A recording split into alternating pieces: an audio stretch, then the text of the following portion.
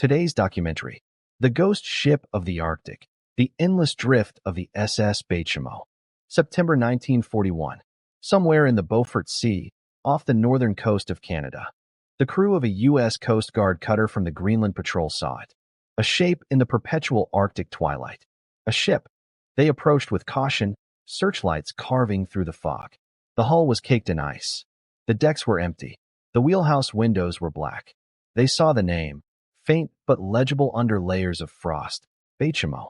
The captain radioed his coordinates, his voice tight with disbelief. He requested instructions. He said they were preparing to board. And then the pack ice shifted. A groan echoed across the water. The frozen mass surrounding the ship began to move. Before their eyes, the Baychimo was swallowed. It vanished back into the white void as if it had never been there at all. The Coast Guard vessel was powerless to follow. 10 years. It had been 10 years since her crew abandoned her for dead. She wasn't dead. She was hunting. To understand the horror, we must return to the beginning. To a calm October morning in 1931, the SS Baychimo, a sturdy 1,322-ton steel-hulled cargo steamer owned by the Hudson's Bay Company, was on a routine voyage along the north coast of Alaska. Her captain, a seasoned sailor named Sidney Cornwell, commanded a crew of 36 men. Their holds were stuffed with precious cargo, Canadian furs. Then, the weather turned. The temperature plummeted. The wind screamed. A wall of pack ice, miles wide, rushed toward them. Captain Cornwell had nowhere to run. The ice closed around the Baychimo's hull with a sound like 1,000 bones breaking. She was trapped, just off the coast near Wainwright, Alaska. For 2 weeks, the crew waited. They huddled below decks, listening to the ice press against the steel. The groaning was constant.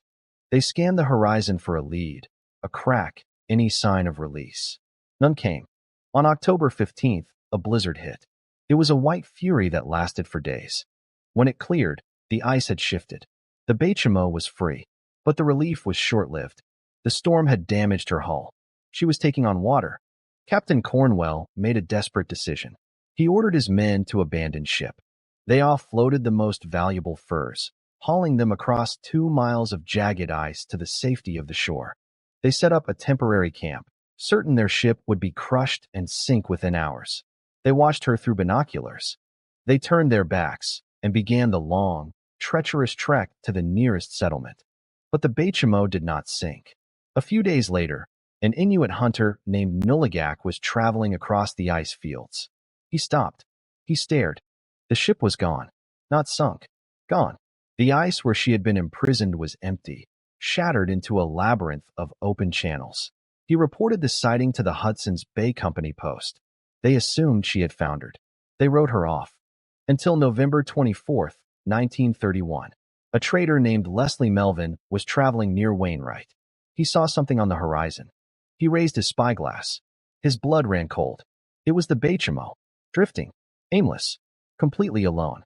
Melvin managed to board her. He found her cabins frozen, her corridors filled with snow, but her hull was intact. He radioed for help. A salvage crew was assembled. They would reclaim their ship. They never got the chance. Another blizzard roared in from the north. The salvage crew was forced to retreat to land.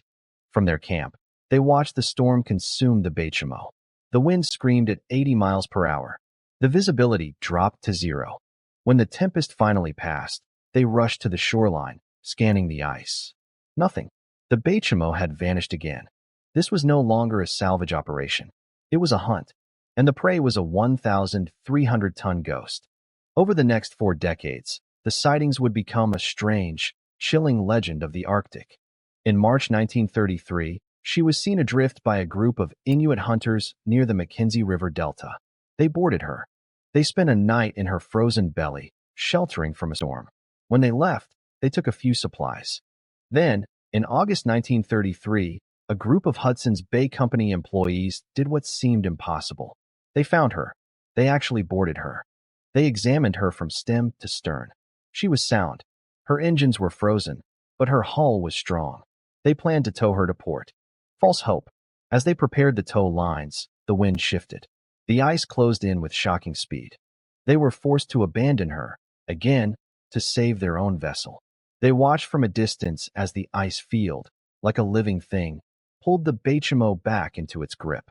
In 1935, Captain Hugh Polson, aboard the Trader, saw her.